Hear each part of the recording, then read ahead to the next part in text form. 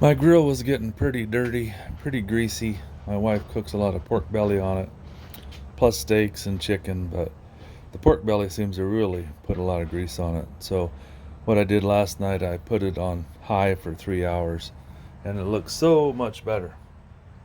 It burns all the stuff off, turns it to ash. These grill grates were really coated and stuff, and now they seem like they're going to clean up. Well, maybe not quite like new. Better on this side, it looks like. But I'll clean off the grates, pull those out, then I'll scrape off the pan down there, and then I get a old shop vac I have, and I'll just vacuum all the ash and everything out of there, and it won't quite be like new, but it's going to be so much better. So I'll get these cleaned up and pull them out of there, and I'll show you what's underneath there. I filled this up completely full last night, so it took about, I don't know, 25%, 30% of the pellets to give it a really good cleaning. I cleaned this off before I cleaned it with the heat, just because it kept catching fire. So I just slid the grates to the side, and I took the spatula and just scraped them, which I'm going to do again. So just scrape off the big stuff, then you can take the wire brush to it. But use it on the cleaning mode. Just burns everything up till it's ash, so it comes off a lot easier that way, and you can just vacuum it up. So I've got this wire brush that works really good for getting it pretty clean, and the vacuum cleaner, and just want to go around and scrape all the crusty stuff off.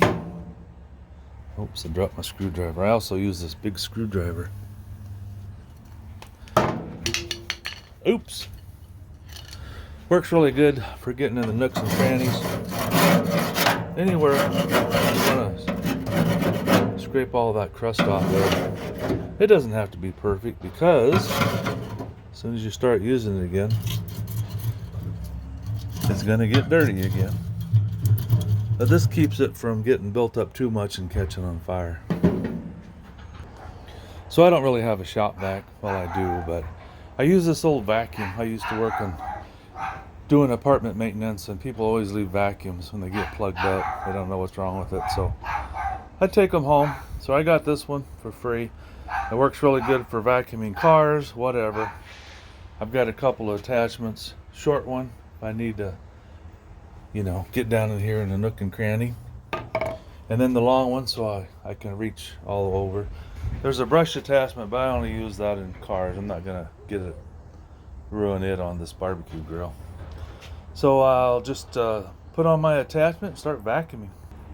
It's gonna be a little noisy, but I'll show you what I do.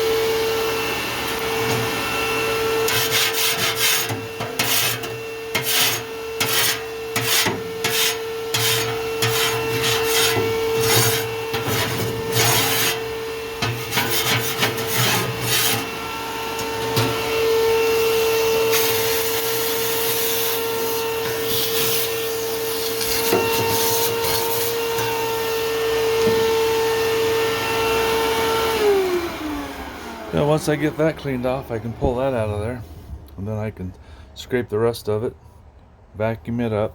Sometimes there's some pretty big chunks in there, and if I have big chunks, they'll stick to the end of the wand, and I can just throw them in my trash can over there.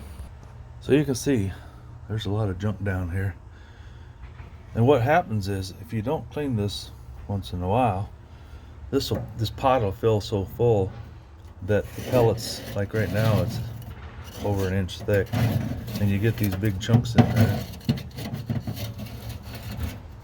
and then you can't light your grill, or it'll light and then the fire will go out and you'll be in trouble. So I scrape this out. Remember, there's a little heating element down there, so don't break that. But you know, just get the loose stuff out of there, and then you can take the vacuum, take the big chunks out.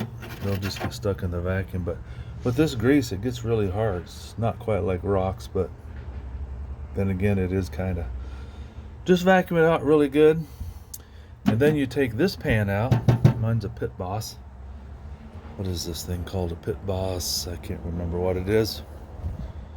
Anyway, maybe it's on here. Nope. Anyway, you take this cover off and vacuum underneath there real good too.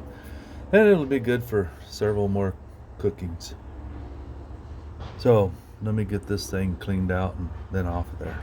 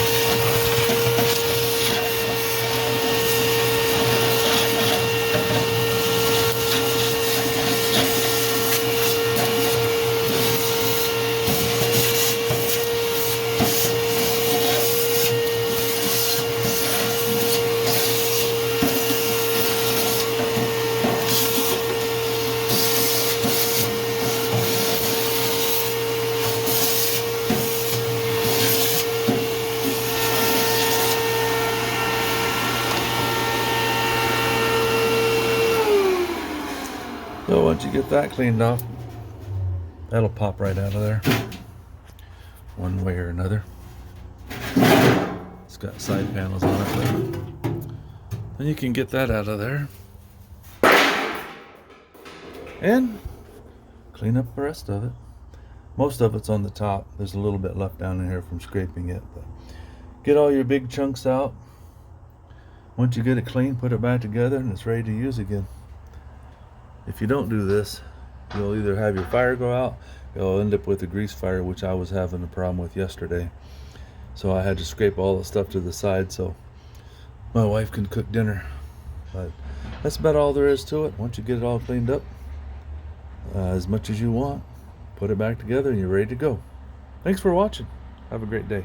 When you put it back together, the tray that goes underneath there has a cutout on the left to go over the auger dispenser, and then this big one, this big iron one, the part with no slots goes to the right, and there's a couple slots here that fit over another piece of metal down there, and then the part that slides back and forth on this particular grill just goes right there. I like this one because if you want to charbroil some steaks, you can just slide it over to the side. You got access to your open flame. Most of the time it just sits right in the middle though. And then you just put your grates in, and they got finger holes in them, so you can put your fingers in there. I use the big screwdriver. A lot of times I can put them in and out without touching them if I don't want to get really dirty, but it's no big deal either way.